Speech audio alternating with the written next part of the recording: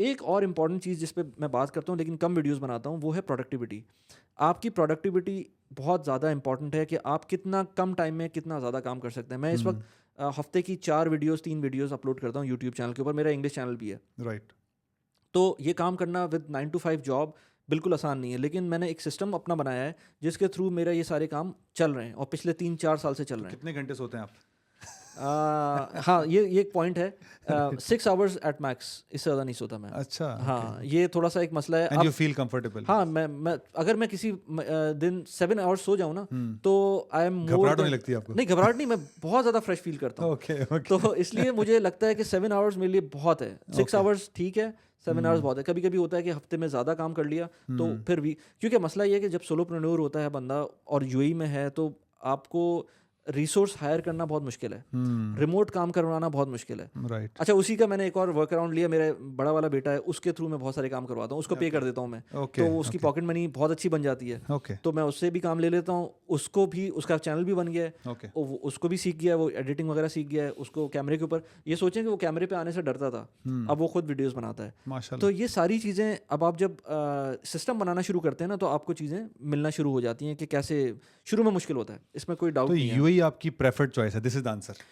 मैं at least for now yes, no, there is no problem for me living in the UAE. मेरी job भी है, अगर मैं जॉब छोड़ना चाहूँ तो शायद मैं जॉब भी छोड़ दूँ, और सोशल मीडिया के थ्रू ही मैं सारा अपना उसको करूँ। प्लस पैसिव इनकम भी तो चल रही है ना मेरी साथ में। Right right. जो भी काम कर रहा हूँ मैं, साथ में एक खास अमाउंट की। यूएई का जो मुझे इस वक्त सबसे बड़ा मसला लगता है वो है health care. Apart from that कोई मसला नहीं है। हेल्थ केयर एक ऐसी चीज़ है जिस पे बाय द वे गवर्नमेंट काम कर रही है। ओके। इस वक्त इंश्योरेंस एक बहुत बड़ा मसला है। जो एल्डरली लोग होते हैं 60 साल से ऊपर की, उनकी बहुत एक्सपेंसिव हो जाती है इंश्योरेंस। ओके। अगर आपको यूएई में रिटायर होना है तो आपके पास बहुत पैसे होने चाहिए, राइट। लेकिन इस पे यूएई गवर्नमेंट काम कर रही है, और आई होप कि बहुत जल्द इसका कोई हल निकलेगा।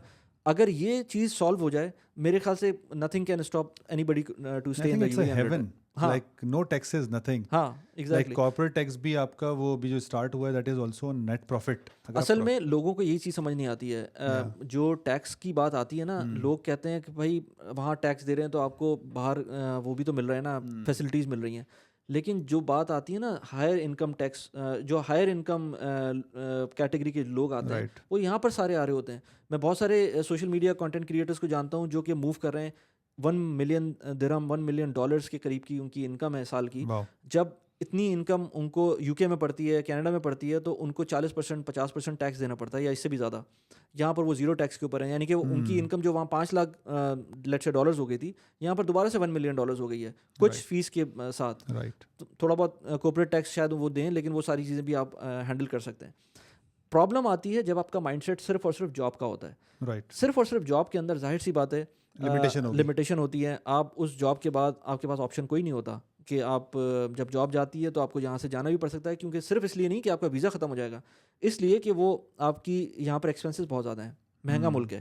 तो ये सारी चीज़ें होती हैं जिसकी वजह से लोग अपना माइंड थोड़ा सा वो क्लोज नेट में आ जाते हैं। इसी वजह से हम जो शुरू में बात भी कर रहे थे कि सोशल मीडिया के आने के बाद जब आप वीडियोस बनाते हैं, लोगों से इंटरेक्ट करते हैं, तो आपको पता चलता है दुनिया आपकी सिर्फ और सिर्फ जॉब के अंदर नहीं है, आपकी सिर्फ और सिर्फ जो जहाँ पर आप 9 to 5 जॉब कर रहे हैं उस चीज़ के अंदर उसके नहीं बाद है, भी दुनिया है, उसके बाहर बाहर भी दुनिया है। बाहर भी दुनिया है। बिल्कुल, कितनी फील्ड में लोग क्या क्या कर रहे हैं। Exactly. Thank you very much Wali भाई, आपके टाइम का बहुत शुक्रिया। नहीं यार, आपका कंटेंट माशाल्लाह से बहुत ज़बरदस्त है। आपका लिंक्डइन का कंटेंट मुझे, आई एंजॉय दैट। राइट। तो लोगों को मैं बोलूँगा कि आपको लिंक्डइन में अगर किसी को देखना है कि कैसे ग्रो किया आपने, अपनी पर्सनल ब्रांड को मेंटेन करते हुए अपनी कंपनी को भी साथ में लेके चलते हुए, तो दोनों चीज़ें बैलेंस करना आसान नहीं आप होता। देखोगे एक पोस्ट अगर मैं डालूं तो कैसे उस पर कमेंट और कैसे लोग आ रहे होते हैं। हाँ, और उसका जो ग्राफ जा रहा होता है बिल्कुल ऊपर, क्योंकि वो स्लोली एंड ग्रेजुअली इतना बिल्ड हो चुका है। और स्पेसिफिक जैसे फील्ड के लोग हैं उसके अंदर, उसमें कोई भी सिंगर डांसर वगैरह नहीं है उसके अंदर जो उस फील्ड के हैं। तो आई थिंक हर बंदा अपनी फील्ड से रिलेटेड ग्रुप्स को ज्वाइन कर सकता है। अच्छा, ये बहुत इंपॉर्टेंट है कि आप अपनी नीश पे काम करें। जिस एरिया में आप हैं उस चीज़ पे अगर काम करेंगे तो उतने ज़्यादा लोग, अगर आप आज फर्ज करें कोई बात करते हैं पॉलिटिक्स पे, कल आप स्पोर्ट्स पे बात करते हैं, परसों कोई दीनी चीज़ पे बात कर लेते हैं, उसके बाद आप कोई पर्सनल फाइनेंस पे बात कर लेते हैं, वो खिचड़ी बन जाएगी। आप कभी भी अपनी ऑडियंस नहीं बना पाएंगे। तो ये मैंने जो सीखा है उसमें मैं भी मल्टीपल चीज़ों पे बात करता हूँ, लेकिन होता एक ही एस्पेक्ट है उसके अंदर, जो कि एक्सपर्ट्स हैं पाकिस्तान का पैसा है। करेक्ट।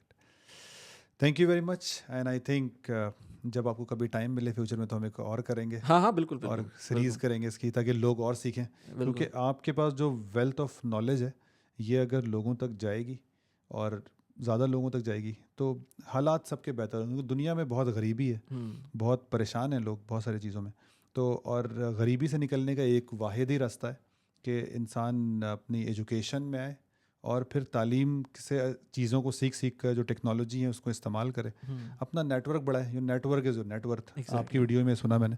तो थैंक यू वेरी मच आपके टाइम का। Thank you very much and we will definitely do another podcast. अस्सलाम वालेकुम। Thank you.